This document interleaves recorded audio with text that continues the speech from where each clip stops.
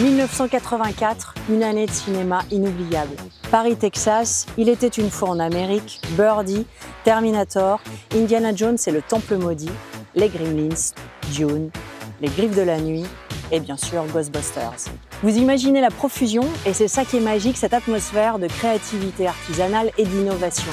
Même si ça se voit beaucoup aujourd'hui, le cinéma était en pleine expérimentation dans tous les genres et c'est dans ce contexte que voit le jour Ghostbusters ou SOS Fantôme. Réalisé par Ivan Reitman, mais initié par les croyances pour le paranormal de Dan Aykroyd, celui qui a aussi écrit et joué dans les Blues Brothers avec son ami John Belushi, réincarné ici dans Ghostbusters en monstre vert bouffeté.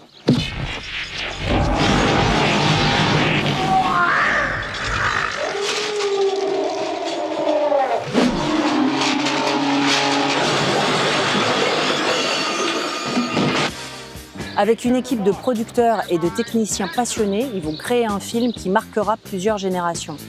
Une caserne de pompiers, des scientifiques fous, des monstres bien sûr, mais aussi la voiture, le 5e chasseur de fantômes, la Cadillac Ecto-One.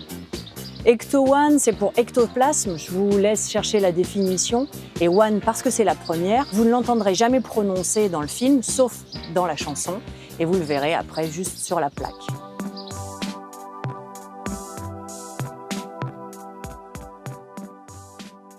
Le scénario originel de Dan Aykroyd était plus mystique et métaphysique, mais Ivan Reitman, réalisateur d'American College, déjà avec John Belushi, a réussi à faire coller le scénario au budget en lui donnant un côté plus comédie familiale. Si Ghostbusters a marqué les esprits, c'est par ce qu'il dit de son époque. 1984, c'est une certaine mixité sociale, une économie et ce thème touchant, créer une petite entreprise entre amis avec des croyances hors normes.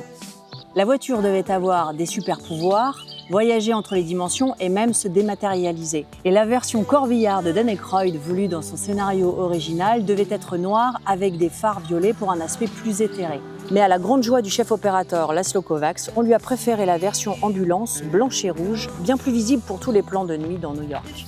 On le voit bien d'ailleurs avec ce modèle de départ qui arrive puis ressort transformé aux couleurs de la firme, c'est bien plus marquant.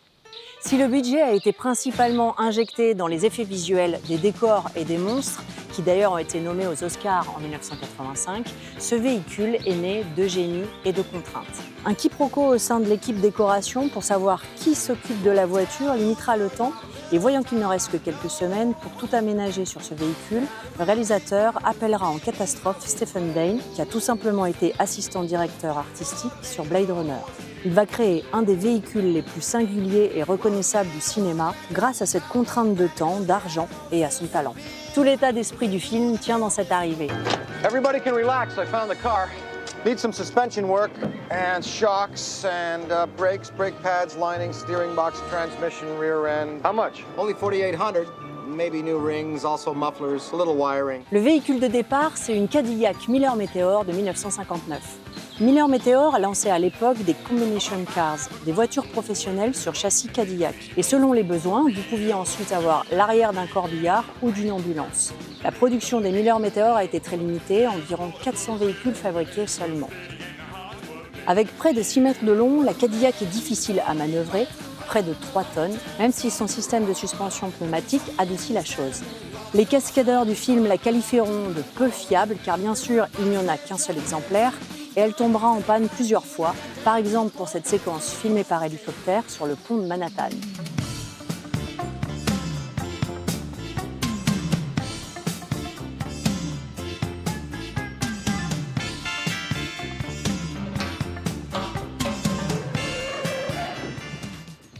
Entre les pannes du tournage et les embouteillages créés par le défilé de cette voiture pour la promotion du film en 1984, il semblerait que la production ait eu à payer de lourdes sommes à la ville de New York, rançon du succès de cette fascination.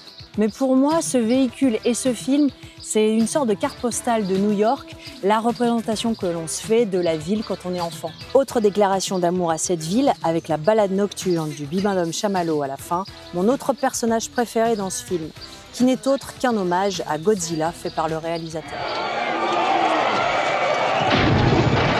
Oh no, mother hush bucket. Alors on va regarder de plus près ce qui a fait que cette Cadillac est devenue une légende. Des ailerons imposants récupérés sur une Cadillac Eldorado 1959, une peinture blanche et rouge assortie au logo, une foule de gadgets sur le toit qui décorent mais ne servent absolument à rien. Everything on there has a reason, for sure. There's the radio, GPS locator. There's, high-intensity microphones, EMF scrubbers. It was all related to the hardware needed to go out and do what we had to do, which was a dirty, dirty job.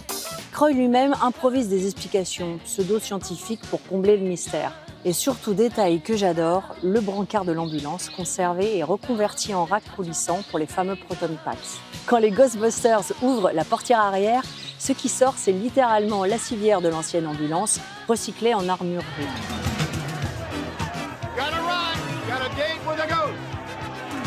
Okay, whatever happens, let's be professionals.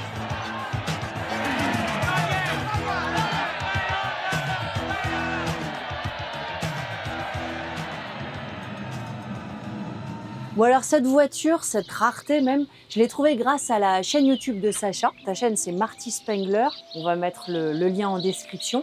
Et dedans vous allez pouvoir retrouver plein d'étapes filmées de la restauration de cette voiture, parce qu'elle n'est pas tout à fait pareille que la voiture d'origine du film. Tu vas me raconter ça un peu? Effectivement, la voiture d'origine du film, c'est une 59, nous c'est une 68. Il y a quelques petites différences, notamment les courbes qui sont pas exactement les mêmes. On sent qu'il y a des années qui se sont passées. Le poids, celle du film, elle fait 3 tonnes, la nôtre, elle fait 2 tonnes 2. Donc certains éléments sont en fibre pour le coup, comme ici. Ici c'est de la tôle, ici c'est de la fibre.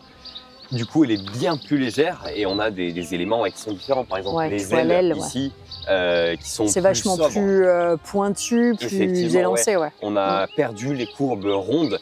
Mais quand même, je tiens à le préciser, c'est le modèle qui s'en rapproche le plus sans être le modèle 59. Et qui est un peu moins cher, on peut le dire, parce que c'était quand même... il n'y en avait que 400, mais en fait, il en reste que 200. Donc je crois que, de toute façon, pour en avoir une 59, c'est hyper compliqué, non? C'est hyper compliqué. Il y en a une récemment qui s'est vendue en état d'épave total, mais total pour le coup, pour plus de 50 000 $. Donc impossible. Ok. Voilà, et alors, qu'est-ce que tu avais à l'origine? Tu me disais que c'était un corbillard, ça c'était sûr? À l'origine, c'est un corbillard. Alors, au début, on ne savait pas, on l'a acheté en étant persuadé que ça avait toujours été une ambulance. En commençant à poncer pour la carrosserie, on a trouvé du verre foncé. On s'est dit, tiens, pour une ambulance, c'est étrange. Au final, en démontant le plancher, sous ces petites tôles qui sont, pour la petite anecdote, des panneaux publicitaires américains qui ont été découpés pour être mis là, il y avait des roulettes, en fait, des roulettes pour faire glisser un cercueil. Donc, on a fait quelques recherches sur l'intérieur et effectivement, à la base, c'était un corbillard qui a été reconverti en ambulance en Floride. Alors, qu'est-ce que tu as mis ou fabriqué, toi, de ta main, on va dire, pour approcher de celle du film? Il faut partir d'une base où on sait à quoi on doit se référer, mais on ne sait pas comment le faire. Il faut trouver toujours une solution. Par exemple, ces feux, c'est des feux de moto qu'on a recolorés en bleu. Le radome là-haut, c'est une bouteille de gaz de camping, remelée, repeinte. Là-haut, les canons, c'est un boîtier électrique. L'échelle, c'est une échelle de jumpy. Ça, c'est des extincteurs qui sont peints en jaune. Cette voiture, c'est un projet vraiment récupération. J'ai trouvé énormément d'objets qui sont actuellement là ou sur le toit, dans des lieux abandonnés qui allaient être détruits, dans des bennes, dans la rue, à la déchetterie. Alors en brocante principalement, et c'est comme ça qu'on a vraiment pu équiper au mieux cette voiture.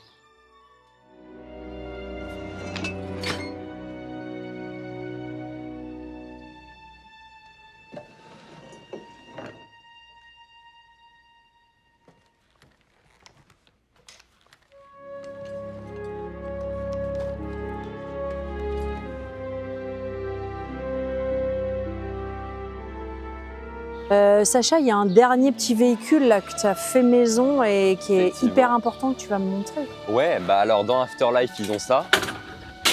Et j'ai été obligé de le recréer. Oh là là. C'est le fameux piège à fantômes qu'ils ont à la mine. Et pour le coup, fonctionnel. Excellent. Mais attends, et il n'est pas que dans Afterlife, si? Il est dans le Royaume de glace aussi. Ah! Dans celui d'après.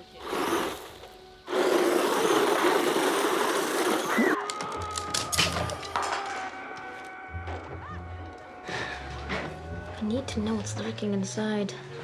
No way. Killer replica. Totally. A replica of what? trap. A ghost trap? Cet Ecto-1, comme vous pouvez l'entendre, c'est aussi un son unique. On le doit à l'ingénieur du son Richard Beggs, futur oscarisé pour Apocalypse Now, qui a pris un véritable rugissement de léopard, l'a inversé, puis a modifié sa vitesse. Le résultat donne une plainte jamais entendue mais identifiable à chaque arrivée des Ghostbusters.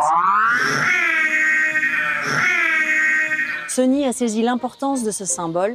En 2009, après des années d'abandon et de rouille, ils ont déboursé plus de 50 000 $ pour la restaurer. En 2021, dans SOS Fantôme l'héritage, l'ouverture se fait autour de la résurrection de la voiture par les petits-enfants de Spengler. Bien plus qu'un véhicule, c'est un état d'esprit qui reprend du service.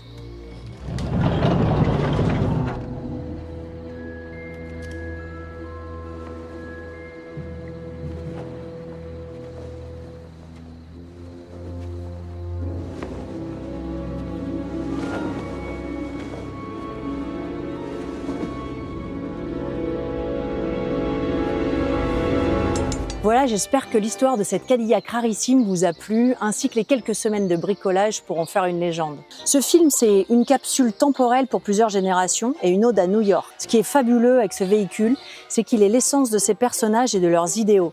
Maladroits, bricolés, mais attachants. Et finalement, ils avaient raison, ils sauvent l'humanité avec leurs gadgets.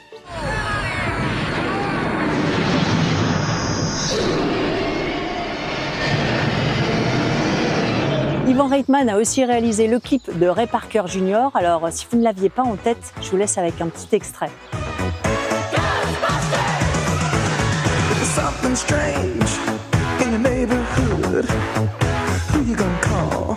Ghostbusters! There's something weird and it don't look good. Who you gonna call? Ghostbusters!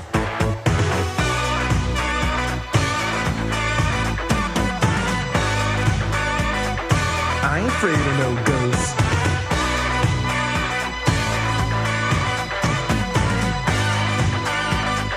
I ain't afraid of no ghosts.